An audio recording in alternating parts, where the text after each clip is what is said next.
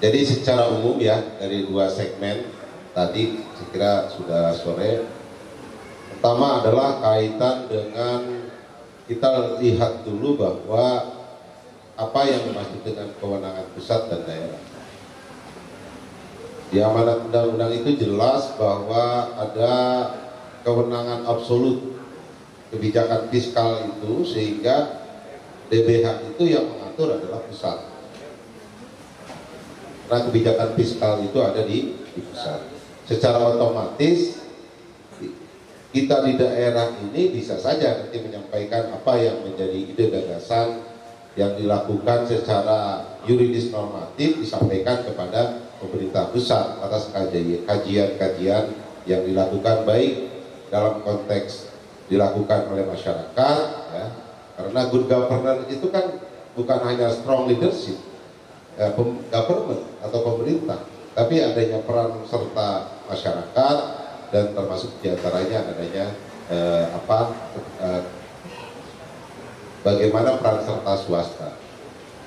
Tadi disimpulkan ya, adanya temuan API menyampaikan, Kang Ujang menyampaikan bahwa fenomena di masyarakat ketika berbicara di Pertamina Hilir itu terdapat kok namanya gas ada anginnya.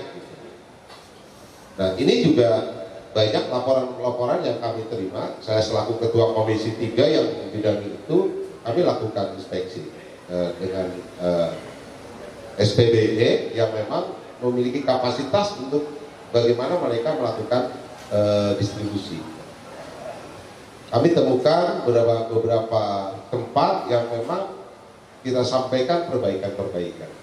Jadi disinilah bahwa kenapa peran DPRD itu tidak strong, karena harus dipahami juga bahwa yang sebenarnya yang legislatif eksekutif itu sebenarnya di pusat.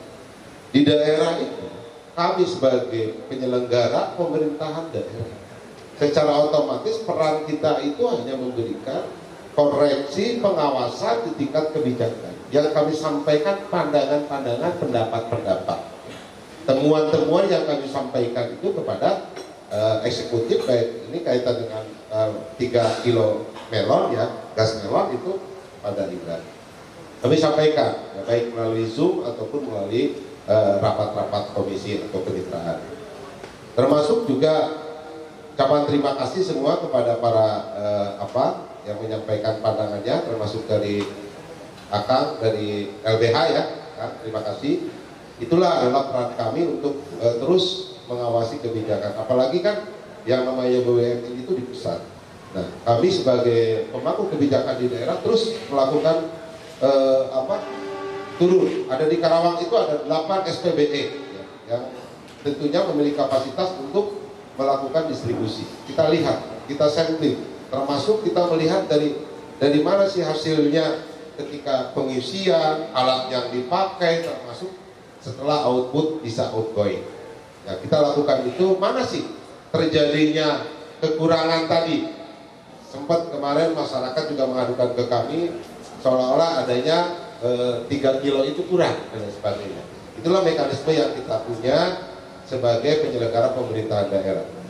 Terima kasih. Termasuk juga tadi yang penanya pertama API, Kang dari LBH, terus dari Kang Haji Rusni ya, terima kasih, ini juga masukan buat kami. Segmen yang kedua sahabat-sahabat dari teman-teman mahasiswa ya, dari AMI. Maka dan termasuk juga Kang Aceh dengan Kang Dian.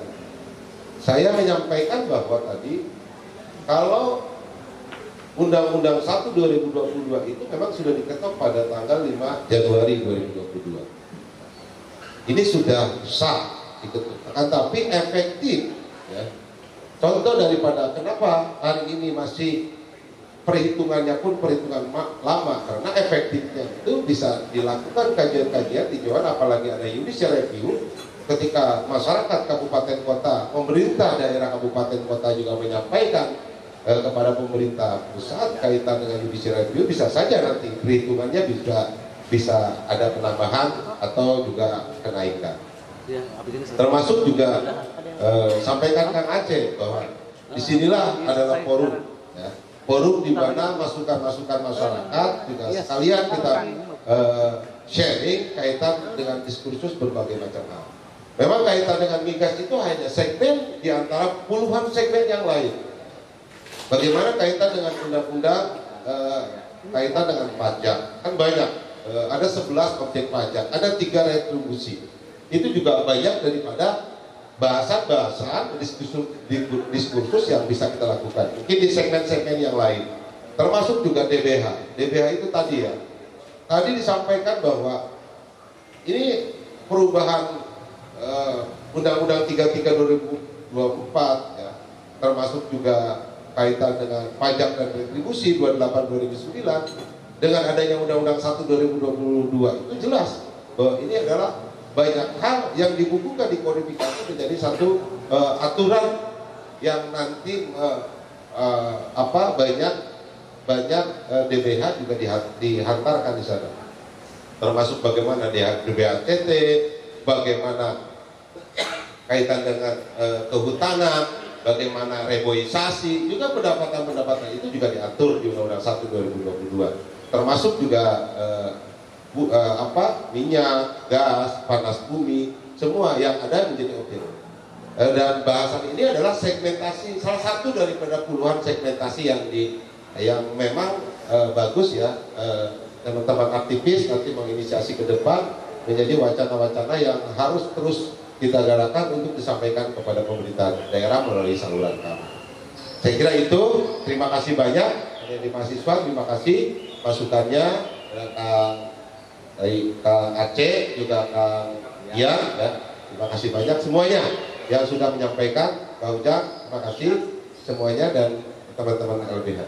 Itu saja barangkali tambahan dari Komisi 2 kaitan dengan pendapatan. Kalau saya hanya pendapat saja. Jadi kalaupun berbeda pendapat, yang penting pendapatannya sama. Khusus ke panitia ya, Kang Latif yang sudah menginisiasi acara ini, juga dari kawan-kawan peserta semua yang sudah memberikan saran pendapat masukannya. Kami tentunya masih banyak keterbatasan lah ya kami dari sisi pengawasan ini. Maka memang dalam kesempatan ini kami sampaikan kepada seluruh kawan-kawan, baik itu aktivis, praktisi semuanya, kami insya Allah di DPRD Kabupaten Karawang ini sangat terbuka ya untuk menerima informasi, masukan, kritikan, bahkan persoalan-persoalan strategis lain yang perlu disikapi oleh kami. Insya Allah kami sangat terbuka. Tinggal nanti kami ini sahabat-sahabat dekat semua, antar komisi ini kita insya Allah sangat bagus komunikasinya. Tinggal berbagi kewenangan saja, bagi siapa yang persoalan apa masuk kemana, nanti kita akan diskusi secara bersama-sama. Ini awalnya juga saya mengira bahwa kan kita juga pernah menerima hearing ya dari teman-teman MOI dan Petakar. Nah, dikira momen ini tindak lanjut daripada itu, gitu. Tetapi ternyata lebih luas lagi. Nah, itu adalah salah satu bentuk ya bagaimana kami di DPRD juga merespon apa yang menjadi temuan kawan-kawan di lapangan, khususnya kaitan dengan yang tadi masalah kasus apa namanya melon itu melon. Itu saja barangkali dari saya. Sekali lagi terima kasih. Assalamualaikum warahmatullahi wabarakatuh. Baik, terima kasih kepada seluruhnya yang hadir, sahabat-sahabat, adik-adik. Saya mohon maaf closing statement saya pada hari ini. Yang pertama saya mengucapkan terima kasih kepada Bung Latif. Saya akan mencoba mendorong, mengajak kepada wakil rakyat yang ada di sebelah kiri saya untuk dapat bisa memanggil Petrogas ini. Kita duduk bersama agar dibukakan semua kepada halayak bahwa memang kita harus transparan. Kalau kita tidak transparan ya semuanya akan dituding, wakil rakyat, bupati dan lain semuanya. Mari kita sama-sama kita meminta kepada pihak wakil rakyat ini agar untuk transparan. Karena dengan transparansi ini semuanya akan terbuka bahwa untuk apa, berapa, kepada apa, dan jadi apa. Itu yang saya mau. Jadi dalam hal ini saya mohon maaf kepada wakil rakyat, walaupun memang atau kita tidak satu dewan, tetapi saya ada di dalam lembaga ini. Dan kebetulan memang kalau saya ada di kelompok pakar, maka dalam hal ini saya akan mendorong aspirasi semua dari teman-teman agar supaya DPR ini mengajak ke seluruh lembaganya untuk transparansi.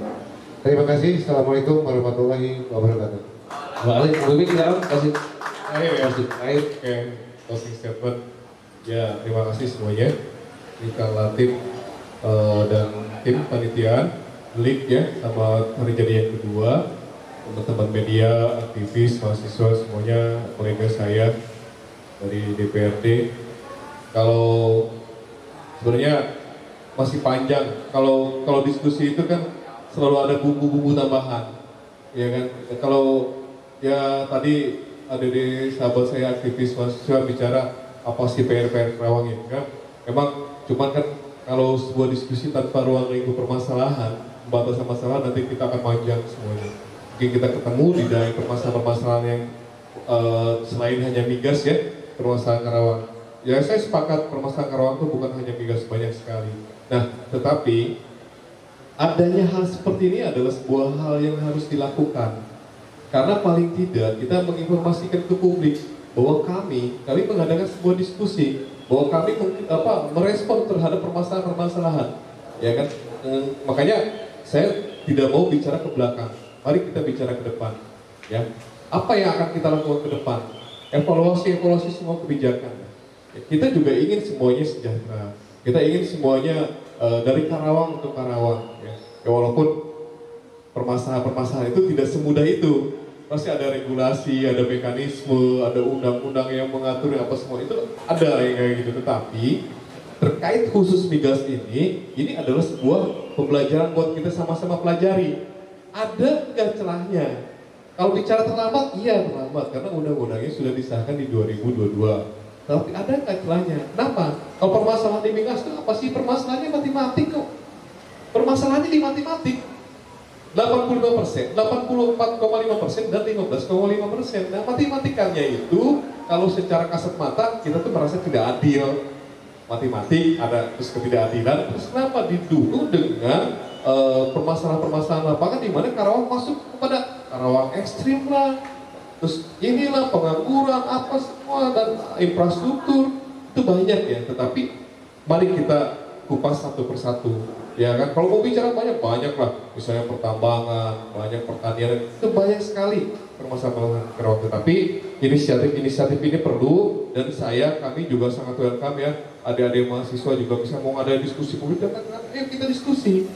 Diskusi publik ini adalah sebuah diskusi yang kita publis. Tapi ada juga kan teman-teman suka datang ke Komisi 3, Komisi 2, Komisi 1, ngariung, yang dewan atau apa, itu sama juga sebuah bentuk diskusi. Bentuk membicarakan permasalahan-permasalahan Karawang.